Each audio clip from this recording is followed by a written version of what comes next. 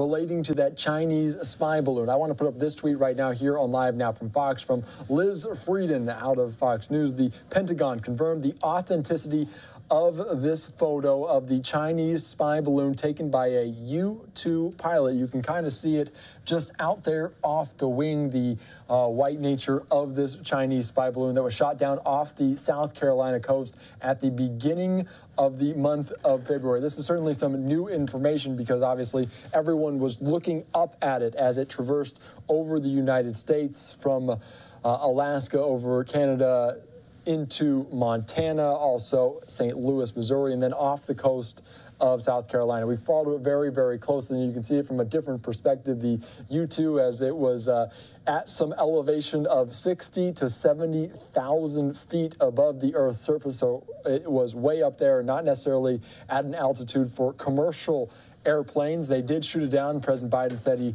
would shoot it down off the coast of South Carolina. He ordered it on Wednesday. It did not get shot down until safely over the Atlantic Ocean on Saturday. For more on this, let's go out to the Pentagon press briefing as they gave an update a little bit on this. Are you disappointed in South Africa for hosting them? I'll just leave it at that. Yes.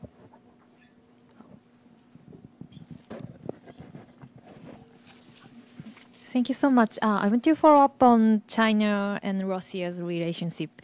So Secretary of State Blinken said he's worried about China is considering providing research support to Russia. So does Pentagon has the same assessment, and could you give us some evidence of this assessment? We haven't seen right now we haven't seen China provide lethal aid right now at this time. They haven't taken it off the table.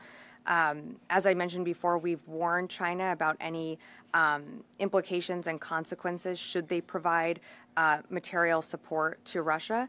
And I think China, as the Secretary and Secretary Blinken, I think, also reiterated in his travels, China would seriously risk miscalculating its continued support for Russia. This is a war that Russia launched against Ukraine. We're coming to the one-year anniversary just at the end of this week. And it would certainly be a miscalculation of China to provide lethal aid to Russia. Oren.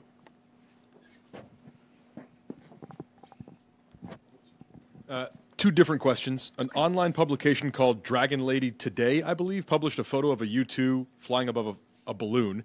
Can you confirm that the photo is authentic, and will you be releasing it? And then I'll ask the second question in a second. Yes, I saw that report. I can confirm the photo's authenticity, and we are planning to release it, and hopefully you'll be getting something in your inbox soon. And then second question, thank you. SOCOM began an investigation into potential issues with its cloud service that may have exposed information. What changes have been made to address the issue, and what other commands potentially have the same vulnerability? So I've seen the reports that you're referring to. As a matter of practice and for operational security, we just don't comment on the status of our networks and systems. So again, I won't go much further than that, other than to say that we're going to assess these open source reports, and we'll continue to monitor. And if I have a further update, when I do, I'm happy to provide it. Can you say whether changes were made to address the vulnerability? Because SOCOM acknowledged there was an issue. I've seen the reports. Again, it's early right now in its assessment. I just have nothing for you at this time. Sure, right in the back. Oh, Mike, sure, and then I'll come to you. Or vice versa. Okay. Hi, Tony Bertuca, Inside Defense. Hey, yeah. There seems to be a gap between sort of low-tech systems like the balloons and these objects and the very exquisite, very expensive, very manned systems that we're using to take them down. Is the Pentagon wrestling with this gap at all? Is there a different way to get at this security problem? Do we always have to fire a Sidewinder? Do we have to look with the U-2? It seems like there's a big space in between a balloon and what we send to go look at it. Well, I think that, again, this was a balloon, a Chinese spy balloon, that we didn't know its capabilities. We didn't exactly know what could happen if we did shoot it down. So it was the assessment of the Northcom commander, the recommendation of the secretary and the chairman to take it down with a Sidewinder missile. Are there any discussions about how to calibrate this response in the future, about if it's a balloon, if it's an object that could be a commercial object? Well, you saw, I think just last week, the White House announced an interagency task force that is going to be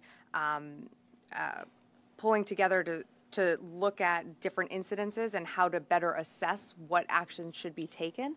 I don't have more at this time to read out from that. That task force was just announced, but when we do, I mean, that's what we're trying to do for the future. We're trying to improve not only how we respond to certain incidences, but to ensure that there are there's no civilian casualties or damage or anything like that. The quickest of follow-ups, is there a chance we might see a cost for what this was, the cost of flight hours, the cost of the sidewinders, the cost of what it took to try to mitigate this problem? I believe we have the cost of some of those aspects, and I'd be happy to follow up with you on that. Great, thank you. Yeah, no problem.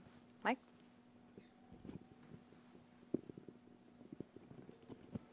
Hello.